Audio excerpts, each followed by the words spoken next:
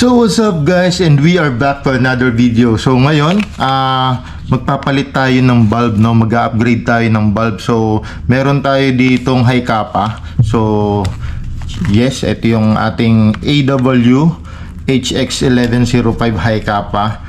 And ito yung kanyang magazine, no? So luma na yung ating bulb.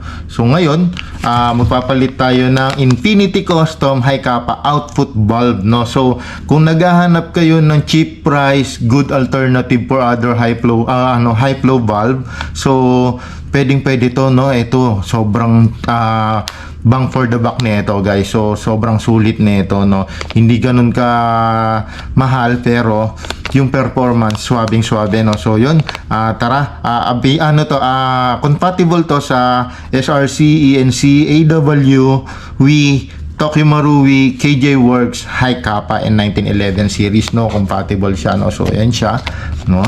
So tara, ikabit na natin, no? Natagalan bago ko ikabit to kasi nawawala yung tools natin, pero syempre DIY na lang tayo, no? So gagawin natin, lulub tayo, no? So lulub muna natin siya. Yan. Yan, medyo babad natin, no? Then lapag muna natin siya rito. So yun, yung mga gustong niyan, yung mga naghahanap niyan, punta lang kayo kay Airsoft PH, no? So check natin. May laman pala, no? So magpapalit muna tayo ng bulb, no? High flow bulb, Infinity Custom high flow bulb, no? So yan, DIY na lang tayo kasi nawawala yung tools, no? So may malamang may nanghiram na hindi na naman nagbalik. So yan, tiyaga lang. So guys, magandang alternative to, no? Kasi yung ibang brand na check ko, ang mamahal. So ito, swabing-swabe, no? Napaka mura, no? So pwedeng yun ang ipang-upgrade nyo, no? Ito na. Oops. So ito yung stock. So kung makikita nyo, maliit lang yung kanyang inlet, no? Tapos ito, napakalaki, tingnan nyo. So no, mas swabe yan sa performance, no? So yun, kabit natin.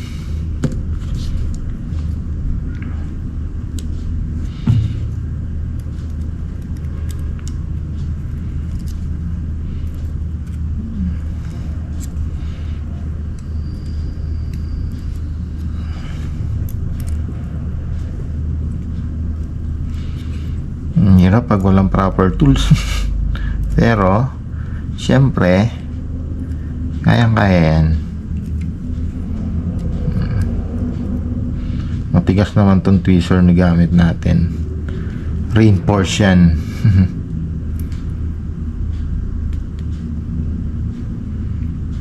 Yan. So make sure lang na maigpitan nyo, guys.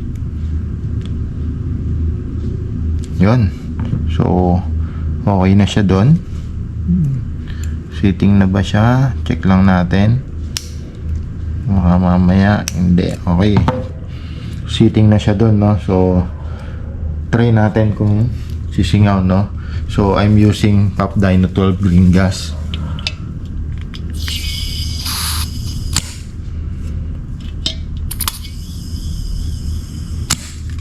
Check natin, no? Okay.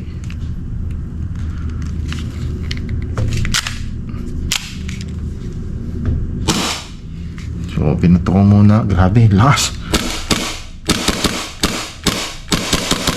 So swabing-swabe, no? So yan, napakaganda, no? Guys, sobrang bang for the buck nito, guys. Na-review ko to. Sobrang sulit, no? So again, guys, this is Infinity Custom high kappa output bulb, no? So yan.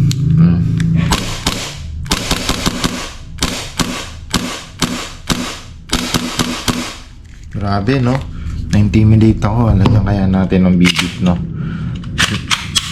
May testingin lang ako guys. Testingin natin kung papalo ba yung FPS na. Kahit ilang shot lang. Although lumamig na yung magazine, no? Yan.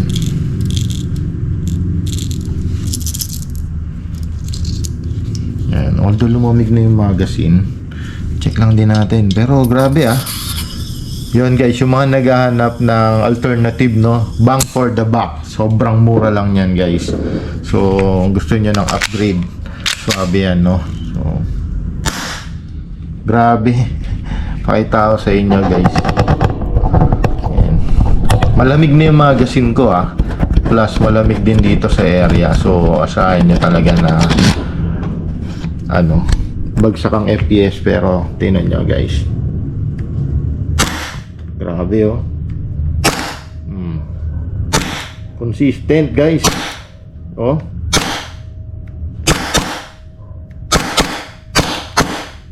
Grabe, consistent, no? So yun, swabing walang problema. Kaya nag-open bolt na siya, no? Kasi fully compatible, no? Fully compatible yung ating high flow bulb, no? So high flow output bulb, no? So sobrang dali lang gawin guys, no? So remove natin yung magazine. Yan. Okay. So sobrang dali lang gawin, fully compatible sa AW, custom and Wii, no?